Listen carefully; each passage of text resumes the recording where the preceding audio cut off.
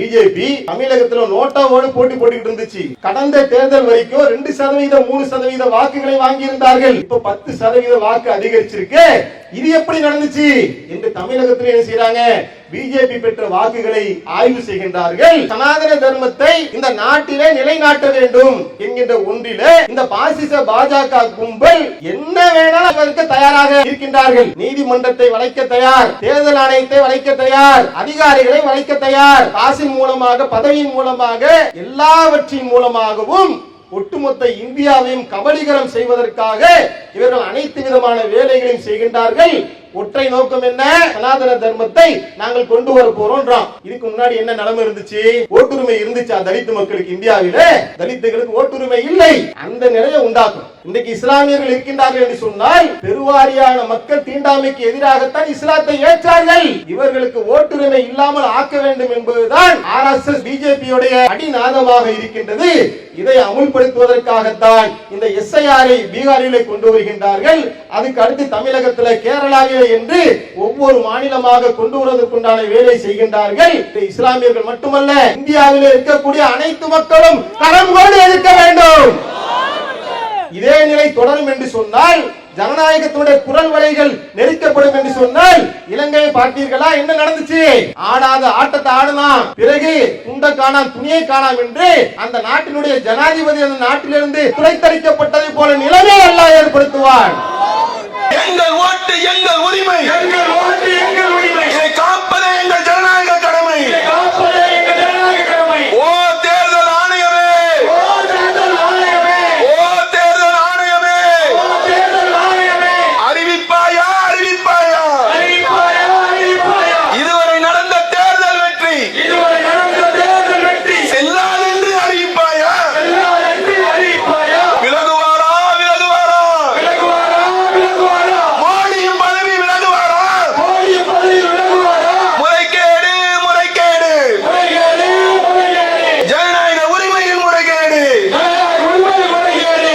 நம்பிக்கை இல்லை நம்பிக்கை இல்லை நம்பிக்கை இல்லை நம்பிக்கை இல்லை. தேர்தல் ஆணையம் மீது நம்பிக்கை இல்லை, தேர்தல் ஆணையம் மீது நம்பிக்கை இல்லை. நம்பிக்கை இல்லை நம்பிக்கை இல்லை நம்பிக்கை இல்லை நம்பிக்கை இல்லை. வாக்கு எந்திரத்தில் நம்பிக்கை இல்லை, வாக்கு எந்திரத்தில் நம்பிக்கை இல்லை. செல்லாதாம் செல்லாதாம் செல்லாதாம் செல்லாதாம். ஆதார் கார்டு செல்லாதாம், ஆதார் கார்டு செல்லாதாம். விரல் ரேகையை பதிவு செய்து, விரல் ரேகையை பதிவு செய்து, கண் விழிகளையும் பதிவு செய்து, கண் விழிகளையும் பதிவு செய்து. பாதுகாப்பானது என்றாயே, பாதுகாப்பானது என்றாயே.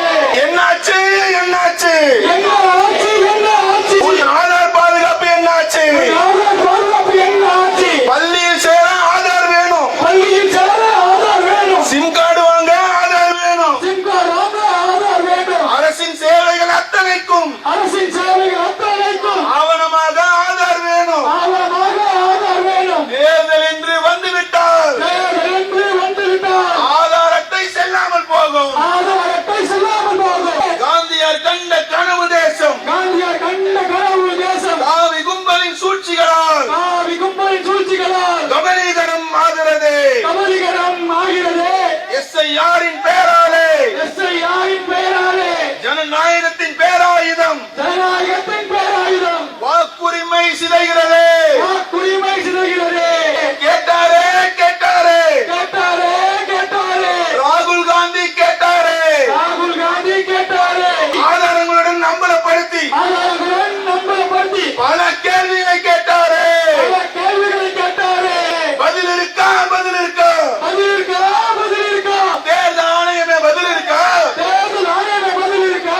மதிப்பு மிக்க வாக்குரிமையை, மதிப்பு மிக்க வாக்குரிமையை வந்தேரி கும்பல்கள் பறிக்கிறது, வந்தேரி கும்பல் பறிக்கிறது. திருட்டுத்தனமாய் ஆட்சியை பிடிக்க, திருட்டுத்தனமாய் ஆட்சியை பிடிக்க பாசிச கும்பல் துடிக்கிறது, பாசிச கும்பல் துடிக்கிறது. பாசிச கும்பலின் சூழ்ச்சிகளால், பாசிச கும்பலின் சூழ்ச்சிகளால் இந்திய அரசியல் சாசன சட்டம், இந்திய அரசியல் சாசன சட்டம் சிறிது சிறிதாக சிதைகிறது, சிறிது சிறிதாக சிதைகிறது. ஜனநாயகம் எல்ல சாகிறது, ஜனநாயகம் எல்ல சாகிறது. RSS-இன் சித்தாந்தத்தை, RSS-இன் சித்தாந்தத்தை திட்டம் போட்டு திணிக்கிறது, திட்டம் போட்டு திணிக்கிறது. ஒன்றாய் திரள்வோம் ஒன்றாய் திரள்வோம் ஒன்றாய் திரள்வோம் ஒன்றாய் திரள்வோம் ஒன்றாய் திரள்வோம் ஒன்றாய் திரள்வோம் ஒன்றாய் திரள்வோம் ஒன்றாய் திரள்வோம். ஜனநாயக சக்திகள் ஒன்றாய் திரள்வோம்.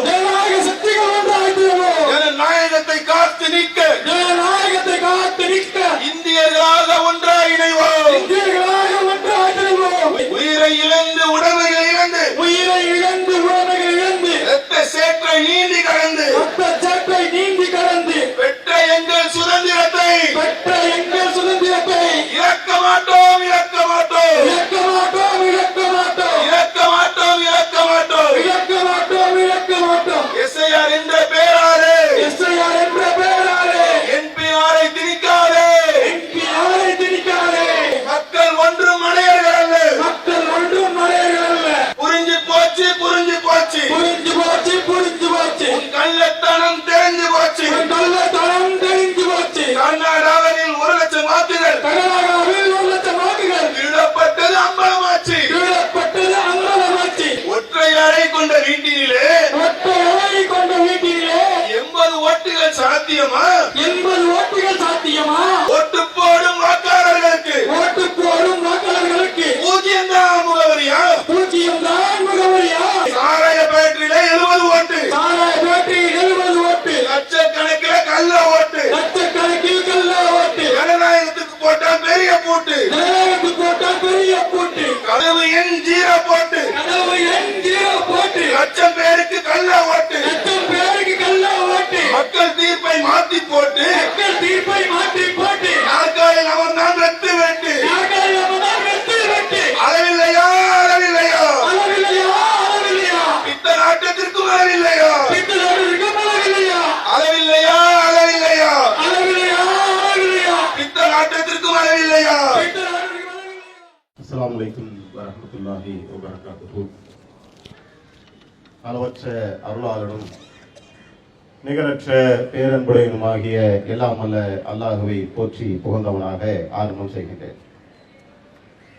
எஸ்ஐஆர் என்ற பெயரில பீகார் மாநிலத்தில் 65 லட்சம் வாக்காளர்களை கள்ளத்தனமாக தேர்தல் ஆணையம் நீக்கியிருக்கின்றது.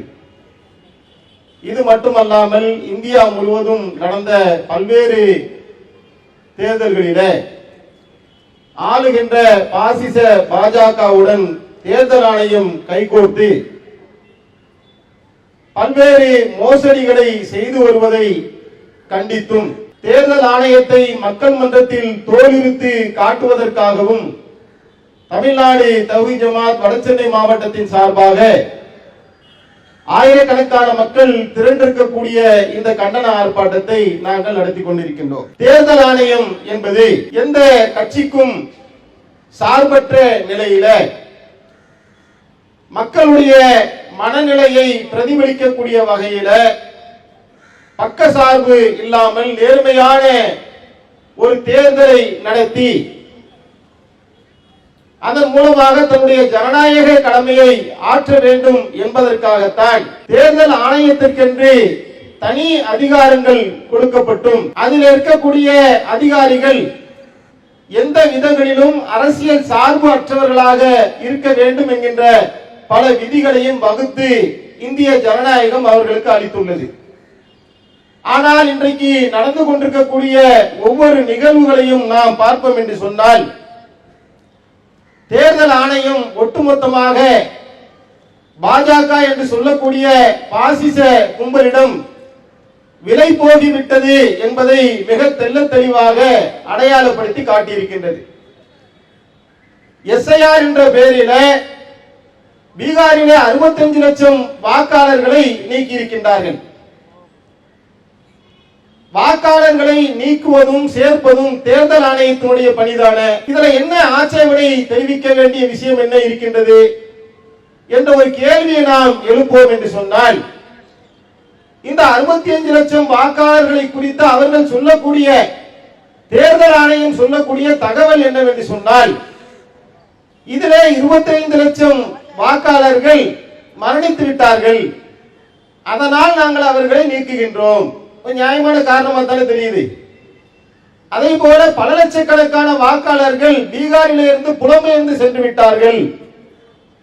அப்ப புலம்பெயர்ந்து போனார்கள் என்று சொன்னால் எங்கே அவர்கள் புலம்பெயர்ந்து போனார்களோ பீகாரில் இருந்து தமிழ்நாட்டுக்கோ கேரளாவுக்கோ கர்நாடகத்துக்கோ புலம்பெயர்ந்து சென்று விட்டால் அங்கே அவர்கள் வாக்களிப்பார்கள். எனவே இங்கே பீகாரில இருந்து நாங்கள் வாக்காளர் பட்டியலில் இருந்து அவருடைய பெயர்களை நீக்குகின்றோம். மற்றவர்களை எதற்காக நீக்கியிருக்கின்றோம் என்று சொன்னால் அவர்கள் அண்டை நாடுகளிலே இருந்து வந்து குடியேறிக்க வந்தேரிகளாக இருப்பார்கள் என்று சந்தேகிக்கப்படக்கூடியவர்களாக இருக்கின்றார்கள். இந்த அடிப்படைகளை எல்லாம் வைத்துத்தான் நாங்கள் 65 லட்சம் வாக்காளர்களை நீக்கி இருக்கின்றோம் என்று சொல்லுகின்றார்கள். இப்படி சொல்லக்கூடிய இந்த தேர்தல் ஆணையத்தினுடைய தலைவராக இருக்கக்கூடிய ஞானேஷ்குமார் என்பவர் அவர் நியமிக்கப்படக்கூடிய காலத்திலேயே மிகப்பெரிய சர்ச்சைக்கு உள்ளானவராக இருந்தார். எப்படி என்று சொன்னால், தேர்தல் ஆணைய தலைவரை நியமிப்பதற்கென்று இந்தியா சுதந்திரம் அடைந்த காலத்திலிருந்து ஒரு தொடர்ச்சியான ஒரு மரபை கடைபிடித்து வந்தார்கள். நாட்டினுடைய பிரதமர், எதிர்க்கட்சி தலைவர், உச்ச நீதிமன்ற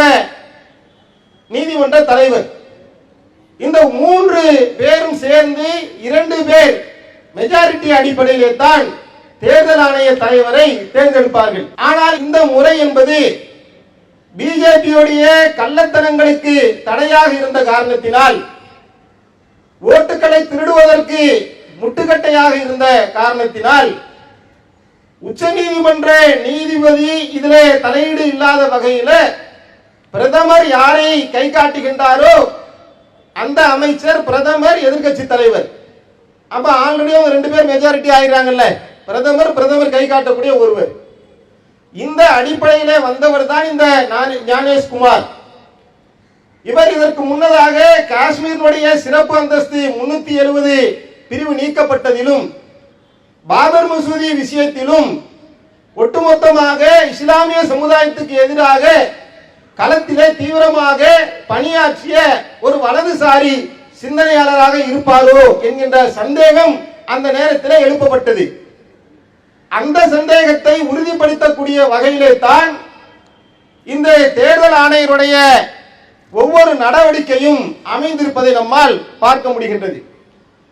இப்படி நீக்கப்பட்ட 65 லட்சம் வாக்காளர்களை திரும்ப சேர்ப்பதாக இருந்தால் அவர்களிடத்தில் 11 ஆவணங்கள் இருந்தாலும் ஏற்றுக்கொள்ளப்படாது.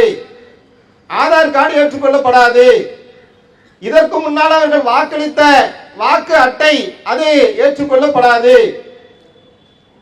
மாறாக அவர்கள் தங்களுடைய பிறப்பு சான்றிதழை சமர்ப்பிக்க வேண்டும். உனக்கு எதுக்கு இந்த வேலை? ஒருவர் இந்த நாட்டினுடைய குடிமகனா இல்லையா என்பதை தீர்மானிக்கக்கூடிய வேலையை அது உள்துறை அமைச்சகம் கையில் வச்சிருக்கு. அது தொடர்பான வழக்குகள் நிலுவையில் இருக்கு. என்ஆர்சி, என்பிஆர் போன்ற வழக்குகள் கொண்டு வருவதற்கு மத்திய அரசு பல்வேறு விதமான முயற்சிகளை எடுத்து அது கோர்ட்ல நிலுவையில் இருக்கக்கூடிய நேரத்தில் கள்ளத்தனமாக எஸ்ஐஆர் என்ற பெயரில் குடியுரிமையை கேள்வி கேட்பதற்குண்டான அதிகாரம் உனக்கு யார் கொடுத்தது? அப்ப இவர்கள் இந்த 65 லட்சம் வாக்காளர்களிலே பெருவாரியான மக்களை அகதிகளாக ஆக்குவதற்கு, குடியுரிமை அற்றவர்களாக ஆக்குவதற்குண்டான வேலையை செய்கின்றார்கள். அதிலும் குறிப்பாக யாரெல்லாம் கடந்த தேர்தல்களிலே பிஜேபிக்கு சவாலாக இருந்தார்களோ அத்தகைய ஓட்டுகளை எல்லாம் எடுக்கிறான். சிறுபான்மை மக்கள், தலித்துகள், பிஜேபிக்கு எதிராக களம் நிற்கக்கூடியவர்கள், இந்த பட்டியலை எல்லாம் சேகரிச்சு தான் 65 லட்சம் வாக்காளர்களை கொண்டு வரான். இவன் சொல்லக்கூடிய தகவல்கள் புள்ளி விவரமா சொல்றாங்கல்ல, 25 லட்சம் பேர் செத்து போயிட்டாங்கன்னா, சரிப்பா செத்து போன அந்த 25 லட்சம் பேருடைய பட்டியல் எங்கே என்று கேட்டா அதெல்லாம் நாங்க தரமாட்டோம். கேட்டா செத்து போனவனுடைய பட்டியல் இல்லாம எதன் அடிப்படையில் 25 லட்சம் பேரை நீக்கின என்ற கேள்வியை எதிர்க்கட்சிகள் எழுப்புகின்றார்கள். நியாயமா இல்லையா? ஆளுகின்ற மாநில அரசாங்கம் வந்து சொல்லுது 6 லட்சம் பேர் தான் செத்து போயிருக்கானு. இவன் 19 லட்சம் பேரை சாவடிக்கிறான். சாவடித்து 25 லட்சம் பேர் காலி பண்றான். இப்படி தேர்தல் ஆணையத்தினுடைய கள்ளத்தனங்களை புரிந்து கொள்வதற்கு மிகப்பெரிய ஆராய்ச்சிலாம் தேவையில்லை.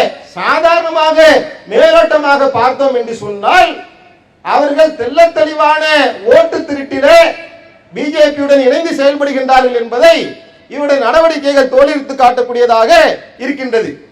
அதே மாதிரி பாத்தீங்கன்னு சொன்னா இந்த பீகாரிலே மட்டுமல்லாமல் பல மாநிலங்களிலே இது போன்ற ஓட்டு திருட்டை தேர்தல் ஆணையம் நடத்தி இருக்கின்றது. ராஜ்கமல் தாஸ் என்று சொல்லக்கூடிய ஒருவர், அவருக்கு வயசு 58 வயசு. ஆனா அவருக்கு 72 வயசுல புள்ள இருக்கும். இது எப்படிப்பா சாத்தியம்? 58 வயசு ஆன ஒருவருடைய கடைசி பிள்ளைக்கு 28 வயசாம், மூத்த பிள்ளைக்கு 72 வயசாம். அவன் எப்படி ஒரு பிள்ளை பெற்றாரு? இந்த கேள்வியை கேட்பாங்களா கேட்க மாட்டாங்களா? மிகப்பெரிய குளறுபடி. அதுல இவருக்கு எத்தனை பிள்ளையா மொத்தம்? 50 பிள்ளையும். 50 பிள்ளைய 58 வயசுல எப்படிங்க பெற முடியும்? ஊரே காரி தேர்தல் ஆணையத்துடைய மூஞ்சில துப்பக்கூடிய அளவிற்கு தான் இவர்களுடைய பட்டியல் இருக்கின்றது. இது யாருடைய தொகுதியில?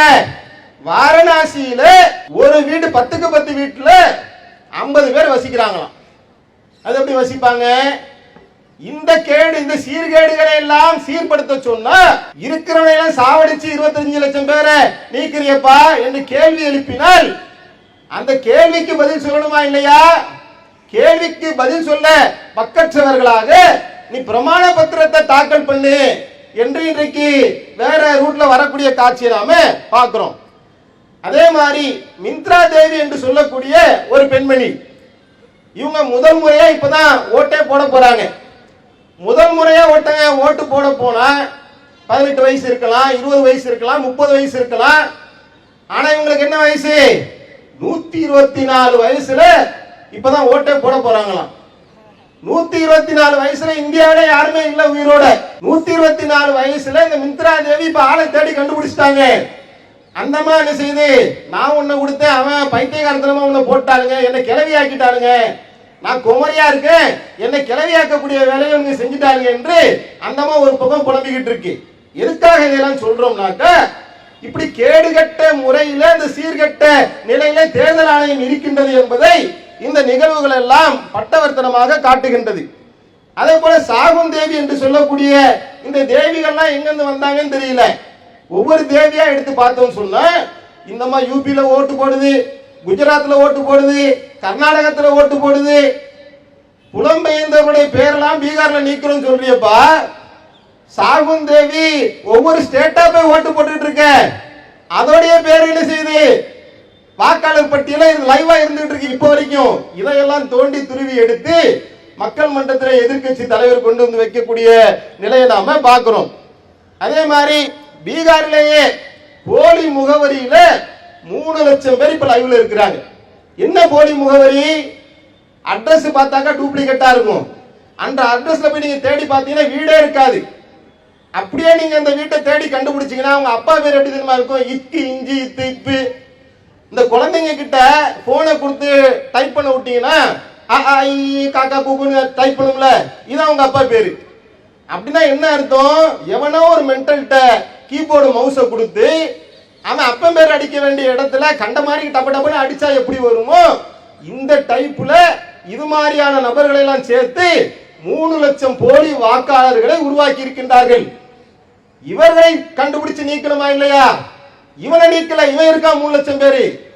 எவன்லாம் லைவ்ல உயிரோட இருக்கிறானோ, உயிரோட இருக்கிறவன செத்து போனான்னு சொல்லி நீக்கினாங்கல்ல, அதுல 2 பேரை கூட்டு வந்து உச்ச நீதிமன்றத்தை நிப்பாட்டிட்டான். நீ சாவடிச்சவன் உயிரோட வந்துட்டான் என்று சொல்லி உலக நாடுகளை காரி உமிழக்கூடிய அளவிற்கு தேர்தல் ஆணையத்துடைய வேலைகள் இருப்பதை நம்ம பார்க்கிறோம். போலி முகவரினா என்ன? டோர் நம்பர் என்னங்க இருக்கும் உங்க வீட்டுல? 10ஆம் நம்பர் வீடு, 8ஆம் நம்பர் வீடு, 13ஆம் நம்பர் வீடு, இப்படிதானே இருக்கும். வீட்டு நம்பரே 0வா? இப்படிதான் இருக்குமா? உலகத்துல எங்கேயாவது வீட்டு நம்பர் 0ல ஆரம்பிக்குமா? அதுக்கு ஒரு விளக்கண மாதிரி ஒரு விளக்கம் வேற. அவங்களாம் யாராம்? அவங்களாம் வீடற்றவர்கள், பாலத்துக்கு அடியில படுத்து கிடக்குறவங்க, பிளாட்ஃபார்ம்ல படுத்து கிடக்கிறவங்க. சரிப்பா, உன் வாதத்துக்கே வரேன். தேர்தல் ஆணையர் வந்து வாயை திறந்து இப்பதான் விளக்கமே கொடுக்குறாங்க. அப்ப வீடற்றவர்கள், பாலத்துக்கு கீழே படுத்து கிடக்கிறவங்களுக்குலாம் ஓட்டு கொடுத்துருக்கியப்பா.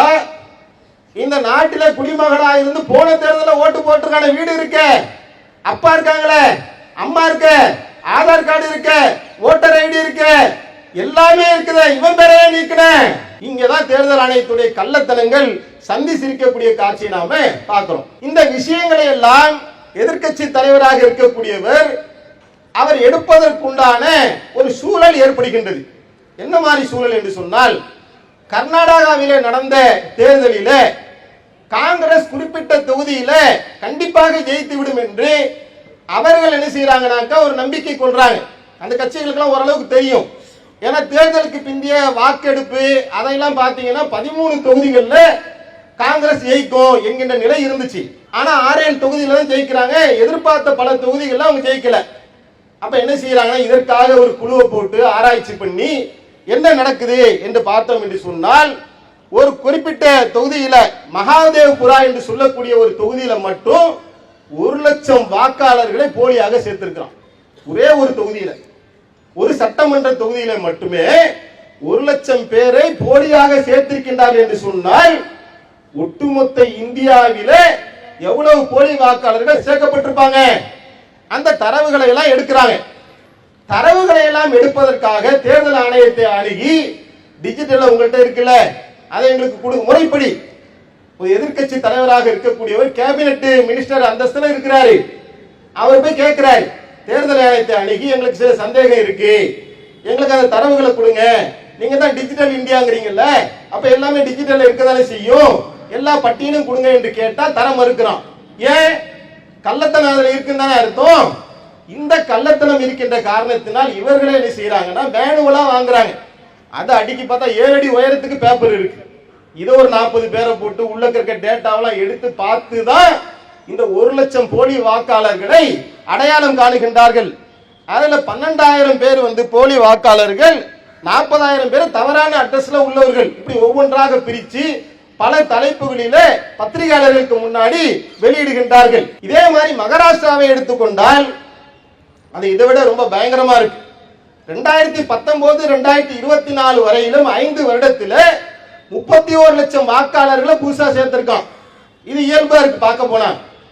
2024 சட்டமன்ற தேர்தலில 4 மாசத்துல 41,00,000 புதிய வாக்காளர்களை சேர்க்கிறாங்க. இது எப்படிப்பா சாத்தியம்? 5 வருஷத்துல 36,00,000 பேர் சேர்க்கப்பட்டிருக்காங்க. வெறுமனே 4 மாசத்துல, அப்ப ஒரு மாசத்துக்கு 10,00,000 வாக்காளர்களை எப்படி நீ சேர்த்த? அப்ப இதுல ஏதோ ஒரு மோசடியை தேர்தல் ஆணையம் ஆளுகின்ற பாஜகவோடு சேர்ந்து செய்கின்றது என்பதை தெள்ள தெளிவாக விளங்கி கொண்டு 543 தொகுதிகளுடைய டேட்டாக்களை எடுத்து ஆய்வு செய்யறாங்க. அதுல பார்த்தா 372 தொகுதிகளில பதிவான வாக்கை விட எண்ணப்பட்ட வாக்கு அதிகமா இருக்கு. இதை புரிஞ்சுக்கிறதாக சொன்னா, ஒரு மாணவன் பரீட்சைக்கு எழுதுறாங்க, 100 மார்க் எழுதுறான், ஆனா டீச்சர் 150 மார்க் போடுறாங்க. இது எப்படி இருக்கும்? இது ஒரு கேனத்தனமான ஒரு விஷயமா இல்லையா? எழுதுனதே 100 மார்க்கு, 150 மார்க் வருமா? அந்த மாதிரி ஓட்டு போட்டவனே 100 பேர் தான், 150 பேர் ஓட்டு போட்டான் எண்ணி காட்டுறான். அப்ப நீ வருமானத்துக்கு அதிகமாக சொத்து சேர்த்தாங்கன்னு பிடிக்கிற, எந்த அடிப்படையில் பிடிக்கிற? ஒருத்தன் 50,000 ரூபாய் ஒரு ஊழியர் அவன் சம்பளம் வாங்குறான், அவனுக்கு 5 லட்சம் ரூபாய்க்கு சொத்து இருக்கு. இப்ப நீ என்ன ரேடு விடுற? 50,000 ரூபாய் வருமானம் நீ 5 லட்சத்துக்கு எப்படி சொத்து சேர்த்த என்று கேட்கறல, கேள்வியில நியாயம் இருக்குல்ல. இப்ப இவன் கேட்கிறான், ஏண்டா ஓட்டு போடுறதுக்கு தகுதி படைத்தவனை விட ஓட்டு எண்ணிக்கை எப்படி அதிகமாச்சு? ஒரு தொகுதி 2 தொகுதி இல்லைங்க, 372 தொகுதிகளில இந்த பிரச்சனை இருக்கு. இது சாதாரணமாக கடந்து போகக்கூடிய விஷயமா? ஒட்டுமொத்த பிஜேபியை துடை தெரியக்கூடிய அளவுக்கு கடந்த தேர்தல்களிலே மக்கள் வாக்களித்திருக்கின்றார்கள். பொருளாதார சீர்கேடு, மத வெறி பிரச்சாரங்கள், நாட்டுக்கு எதிரான பல சதி செயல்களிலே ஒழுங்கான முறையில் அணுகாத நிலை, பெண்களுக்கு எதிரான பாலியல் குற்றங்கள், தலித்துகளுக்கு எதிரான பிரச்சனைகள், சிறுபான்மை சமுதாயத்துக்கு எதிரான பிரச்சனைகள், இவ்வளத்திலே மக்கள் வெறுத்து போய் ஓட்டு போட்ட நிலையில இவர்கள் எப்படி ஜெயிக்க முடிந்தது என்று சொன்னால், இது போன்ற கள்ளத்தனங்களை எல்லாம் அவர்கள் அரங்கேற்றி இருக்கின்றார்கள் என்பதை பார்க்க முடிகின்றது. அதே மாதிரி பாருங்க, இந்த கள்ளத்தனம் செஞ்ச நேரம் இருக்குல்ல, திருட கள்ளத்தனம் பண்றதுக்கு ஒரு நேரம் வச்சிருப்பாங்க. திருட்டு பையன் 3 மணி 3:30 மணிக்கு தான் திருடவே போவான், அதான் அசந்து தூங்குற நேரம். அந்த மாதிரி இந்த திருட்டு கும்பல ஒரு நேரத்தை வச்சிருக்கான். அது எந்த நேரம்னா, எல்லாரும் 5 மணியோட பெரும்பாலும் என்ன செய்வாங்கன்னா ஓட்டு போட்டு வந்துருவாங்கல்ல. இவன் 5 மணிக்கு மேலதான் அந்த ஓட்டு ரைசிங்கே ஏற்றான். மகாராஷ்டிராவை நீங்க எடுத்துக்கொண்டால் 5 மணில இருந்து 6 மணிக்குள்ளேயே 7% ஓட்டு அதிகரிச்சிருக்கு. இது 10 நாள் கழிச்சு சொல்றான், உடனே சொன்னா கூட டவுட் வராதுங்க. அப்ப வரைக்கும் சொல்றான் 55% ஓட்டு பதிவாயிருக்கு, 10 நாள் கழிச்சு சொல்றான் 62% ஓட்டு பதிவாயிருக்கு. ஒடிசால எடுத்துக்கிட்டா இதை விட மிகப்பெரிய கொடூரம். 5 மணி வரைக்கும் பதிவான ஓட்டை விட 6 மணிக்கு இந்த 1 மணி நேரத்துல 30% ஓட்டு பதிவாயிருக்கு. இது சாத்தியமா? இது அது சம்பந்தமான ஆய்வாளர்கள் ஸ்டடி பண்ணி சொல்றாங்க, 5 மணி நேரம் நின்று போட்டாதான் இவ்வளவு பேர் போடவே சாத்திய முடியும். சாத்தியமே இல்லாத நிலையில இவ்வளவு பெரிய ஓட்டு எண்ணிக்கை எப்படி வந்துச்சு என்று சொன்னால், போலி வாக்காளர் பட்டியலை வைத்துக் கொண்டு இவனை அடிச்சு நொறுக்கி இருக்கான். ஆளுகின்ற பாஜகவோடு கைகோர்த்து கொண்டு தேர்தல் ஆணையம் இந்த கள்ள வேலைகளை எல்லாம் செய்திருக்கின்றார்கள் என்பதை எல்லாம் இன்றைக்கு எழுப்புகின்ற பதில் சொல்ல முடியலையே. கேள்வி கேட்டா அந்த கேள்விக்கு உரிய பதில சொல்லணுமா இல்லையா? டிஜிட்டல் ஆவணங்களை கேட்டா இந்த இடம் தூக்கி மூஞ்சில அடிக்கணுமா இல்லையா? அவன் கேட்கிறான். அப்ப 5 மணில இருந்து 6 மணி வரைக்கும் எவன் வந்து ஓட்டு போட்டான், சிசிடிவியை காட்டு அப்படின்னு கேட்கறான்ல. சிசிடிவியை காட்ட சொன்னா அதுல பொம்பளைங்க இருப்பாங்க. இது ரொம்ப உத்தம பத்திரங்க. பொம்பளை ஓட்டு போட வராங்கல்ல, நீ போய் வீடியோ வச்சு எதுக்கு எடுக்கிற? ஓட்டு போட வரவங்களை வீடியோ எடுக்கிறதுக்கான காரணமே என்ன? இந்த மாதிரி பிரச்சனைகள் வந்தால் அதை அந்த ஆவணத்தை வெளியிடுறதுக்கு தானே. ஆனா பொம்பளை அக்கா இருப்பாங்க, தாய் இருப்பாங்க, தங்கச்சி இருப்பாங்க. உலகத்தை பாலியல் ஜல்சா கட்சின்னு பெயர் வாங்கின இவன் சொல்றான், இந்த கட்சிக்காரர்கள் இதுக்கு ஆதரவாக பேசுகின்றான். அதான் பெண்களுடைய இதை நாங்க தரலாமா? ஓட்டு போட வந்தவங்களுடைய ஆதாரத்தை காட்டுறான்னு சொன்னா சம்பந்தம் இல்லாம உலர்கின்ற காட்சியை நாம வந்து பார்க்கின்றோம். அதே மாதிரி தமிழகத்துல வட இந்தியாவில தான் ஏதோ நடக்குது, தமிழகம் அப்படியே பெரிய அமைதி பூங்காவா இருக்கு நம்ம நினைச்சிட்டு இருக்கிறோம். அதுலயும் மோசடியை பண்ணியிருக்காங்க. பிஜேபி தமிழகத்துல நோட்டாவோடு போட்டி போட்டுக்கிட்டு இருந்துச்சு. கடந்த தேர்தல் வரைக்கும் 2% 3% வாக்குகளை வாங்கி இருந்தார்கள். இப்ப 10% வாக்கு அதிகரிச்சிருக்கு. இது எப்படி நடந்துச்சு என்று தமிழகத்தில் என்ன செய்யறாங்க, பிஜேபி பெற்ற வாக்குகளை ஆய்வு செய்கின்றார்கள். சேம் அதே மாதிரி 5 to 6ல 28 லட்சம் ஓட்டு வாங்கியிருக்கோம். மொத்த ஓட்டையுமே ஸ்டடி பண்றாங்க. எந்தெந்த நேரத்துல எலக்ட்ரானிக் ஓட்டு தானே, எந்தெந்த நேரங்களிலே இந்த ஓட்டு விழுந்திருக்கு அப்படின்னு செக் பண்ணா காலையில 7 மணில இருந்து 5 மணி வரைக்கும் 22 லட்சம் ஓட்டு, 5 to 6ல 28 லட்சம் ஓட்டு. இப்ப தெரியுதா பிஜேபியோடைய ஓட்டு அதிகரித்ததற்கான காரணம் என்ன? இந்த மாதிரியான கேள்விகளை எல்லாம் வைக்கப்பட்டு அதற்கு பதில் சொல்ல முடியாமல் திணறுகின்ற காட்சியை நாம பார்க்கின்றோம். அன்பார்ந்த சகோதரர்களே, இவர்கள் எதை நோக்கி அழைத்து செல்கின்றார்கள்? சனாதன தர்மத்தை இந்த நாட்டிலே நிலைநாட்ட வேண்டும், ஒரு இந்து சாம்ராஜ்யத்தை கட்டமைக்க வேண்டும் என்கின்ற ஒன்றிலே இந்த பாசிச பாஜக கும்பல் என்ன வேணாலும் அதுக்கு செய்வதற்கு தயாராக இருக்கின்றார்கள். நீதிமன்றத்தை வளைக்க தயார், தேர்தல் ஆணையத்தை வளைக்க தயார், அதிகாரிகளை வளைக்க தயார். காசின் மூலமாக, பதவியின் மூலமாக, எல்லாவற்றின் மூலமாகவும் ஒட்டுமொத்த இந்தியாவையும் கபலீகரம் செய்வதற்காக இவர்கள் அனைத்து விதமான வேலைகளையும் செய்கின்றார்கள். ஒற்றை நோக்கம் என்ன? சனாதன தர்மத்தை நாங்கள் கொண்டு வர போறோம். இதுக்கு முன்னாடி என்ன நிலைமை இருந்துச்சு?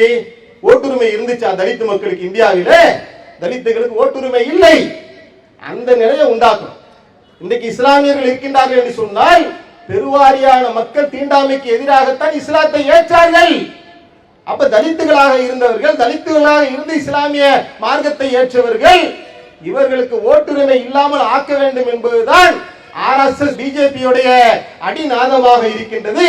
இதை அமுல்படுத்துவதற்காகத்தான் இந்த எஸ்ஐஆரை பீகாரிலே கொண்டு வருகின்றார்கள். அதுக்கு அடுத்து தமிழகத்தில், கேரளாவிலே என்று ஒவ்வொரு மாநிலமாக கொண்டு வருவதற்குண்டான வேலை செய்கின்றார்கள். இதை இஸ்லாமியர்கள் மட்டுமல்ல, இந்தியாவிலே இருக்கக்கூடிய அனைத்து மக்களும் கரம் கொண்டு எதிர்க்க வேண்டும். இதே நிலை தொடரும் என்று சொன்னால், ஜனநாயகத்தினுடைய குரல் வலைகள் நெரிக்கப்படும் என்று சொன்னால், இலங்கையை பார்த்தீர்களா? என்ன நடந்துச்சு? ஆடாத ஆட்டத்தை ஆடுனான், பிறகு துண்டை காணாம் துணியை காணாம் என்று அந்த நாட்டினுடைய ஜனாதிபதி அந்த நாட்டிலிருந்து துளைத்தரிக்கப்பட்டதை போல நிலைமை எல்லாம் ஏற்படுத்துவான். மேற்கு வங்காளத்தில் இருக்கக்கூடிய அந்த நாட்டினுடைய தேர்தல் அதிகாரி இது போன்ற கள்ளத்தனங்களை செய்த காரணத்தினால் அவன் கைது செய்யப்பட்டான். இதே நிலையை இந்த தேர்தல் அதிகாரிகள் ஒரு நாள் இல்ல ஒரு நாள் அது நிச்சயமாக அடையக்கூடிய சூழல் ஏற்பட்டே தீரும். அதுவரையிலே இது போன்ற விழிப்புணர்வு பிரச்சாரங்களை, பாசிச கும்பலுக்கு எதிரான எங்களுடைய கருத்துக்களை மக்கள் மத்தியில நாங்கள் வேகமாக கொண்டு போய் சேர்ப்போம். உச்ச நீதிமன்றம் என்பது நாட்டில் இருக்கக்கூடிய ஒவ்வொரு குடிமக்களுடைய இறுதியாக நீதி கிடைப்பதற்காக ஏங்கி நிற்கக்கூடிய இடமாக இருக்கின்றது. பல நீதிபதிகள் விலை போகிவிட்ட நிலையிலும் கூட எங்களுக்கு நீதி கிடைத்து விடாதா என்ற ஒற்றை ஏக்கத்தோடு காத்திருக்கின்றார்கள். நாளைய தினம் அந்த 25 லட்சம் பேர் நீ அவனை சாவடிச்சியோ அந்த பட்டியலை நீ நாளைக்கு கொடுத்தே ஆக வேண்டும் என்று ஆர்டர் உச்ச நீதிமன்றம் போட்டிருக்கு. இந்த ஆர்டரின் படி அவன் அந்த பட்டியலை வெளியிட்டார் என்று சொன்னால் ஒட்டுமொத்தமாக இவருடைய கள்ளத்தனங்கள் எல்லாம் நாளைய தினம் வெளிவரும். இவர்கள் தலை குனிந்து நிற்கக்கூடிய நிலையை அல்லாஹ் ஏற்படுத்துவான். அது போன்ற ஒரு நிலைமை ஏற்பட்டு பிஜேபி இந்த பாஜக கும்பல் நாட்டு மக்களுக்கு, இந்து மக்களுக்கு, இந்த ஜனநாயகத்துக்கு எதிரான ஒரு சதி வேலையை பின்னுகின்றார்கள் என்பதை மக்கள் புரிந்து கொண்டு எதிர்காலத்தில் சிறந்த ஒரு நல்லாட்சியை ஏற்படுத்துவதற்குண்டான சூழலை ரப்பல் ஆலமீன் ஏற்படுத்தி தருவார் என்று கூறி என்னுடைய உரையை நிறைவு செய்கின்றேன். வாகிர்வானா அல்ஹம்துலில்லாஹி ரப்பில் ஆலமீன். அல்லாஹு அக்பர், அல்லாஹு அக்பர்.